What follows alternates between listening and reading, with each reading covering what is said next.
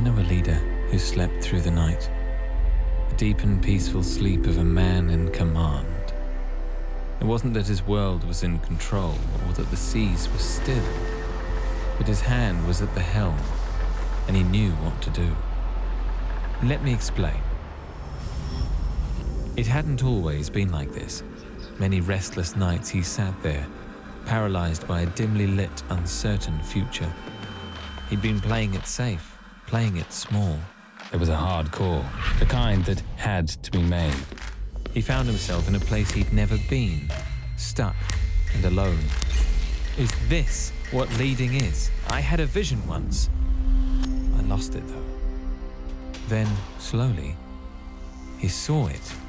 A word, a call.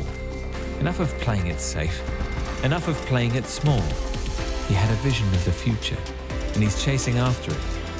Faster, confidently, step after mighty step.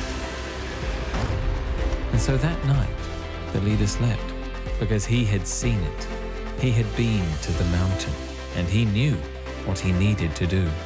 He found a grander vision.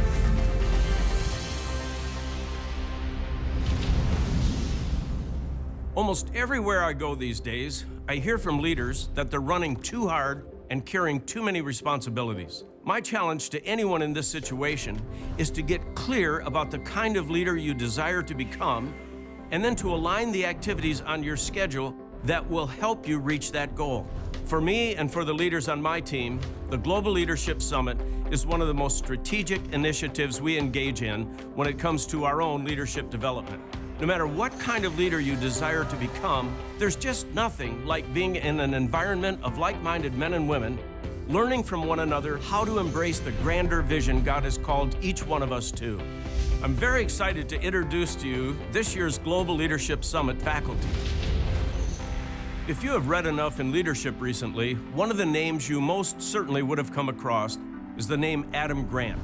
The youngest tenured professor at Wharton School of Business, his best-selling book, Give and Take, unpacks his pioneering research that concludes that a giving mindset is the best path to getting ahead. Every year, there are a handful of books I recommend as must-read books for leaders.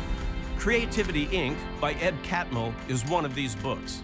As the co-founder and president of Pixar Animation Studios, Ed unpacks the management principles he has used to lead what many consider to be one of the world's most creative companies. For those of you who follow leaders in the financial services sector, you will likely be familiar with Sallie Krawcheck, well known as one of the most powerful women on Wall Street.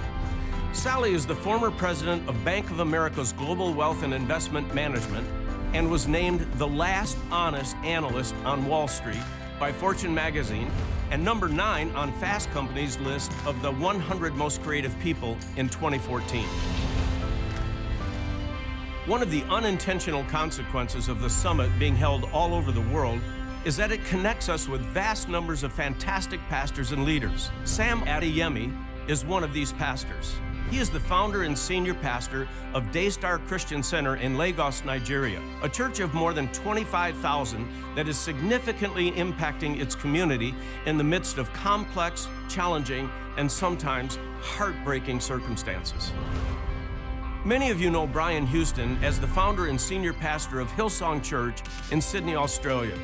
I've known Brian personally for decades, and he's one of the most gifted and passionate people I know when it comes to the cause of Christ and the local church. Few leaders in the world possess an insatiable curiosity to the depths that I see in Jim Collins.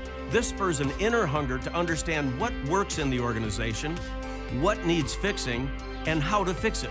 He's become a great friend and a summit favorite, delivering solid insights into leadership every single time he's a part of our faculty. Are you stewarding well the leadership gifts that God has entrusted to you? In the book of Hebrews, we're told that leaders will give an account to God for the people He has entrusted to them.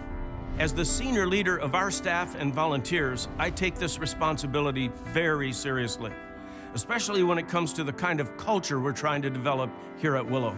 But a thriving culture does not happen by accident.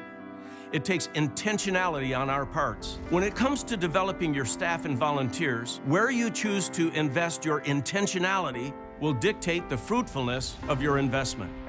Will your efforts, time, and resources produce actual results that last? Recently, the Willow Creek Association contracted an independent research company to help answer this question in regards to the summit. Among repeat summit attendees, 61% said that their organization is more effective because of clearer vision. 87% feel a greater sense of personal satisfaction and significance. 83% feel improved teamwork has increased their job satisfaction and productivity. And 81% cited concrete ways that their supervisor has become a better leader.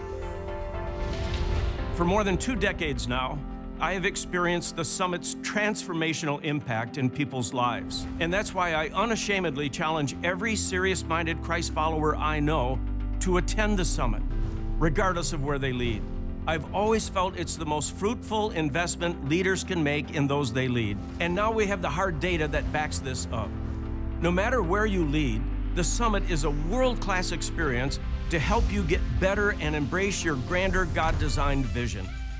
The full lineup joining me at the summit this year includes Sally Krawcheck, chair of the Elevate Network, former president of Bank of America's Global Wealth and Investment Management; Adam Grant, professor at Wharton School of Business and best-selling author; Brian Houston, founder and senior pastor of Hillsong Church; Ed Catmull, co-founder and president of Pixar Animation Studios; Sam Adeyemi, senior pastor of Daystar Christian Center in Nigeria; Sheila Heen, faculty at Harvard Law School and best-selling author; Jim Collins, nationally acclaimed business thinker and best-selling author; Albert Tate, senior pastor of Fellowship Monrovia in California; Horst Schulze, former president of the Ritz-Carlton Group, current CEO of Capella Hotel Group; Brené Brown, best-selling author and research professor at University of Houston; Liz Wiseman, president of the Wiseman Group and best-selling author; and Craig Rochelle, senior pastor of LifeChurch.tv.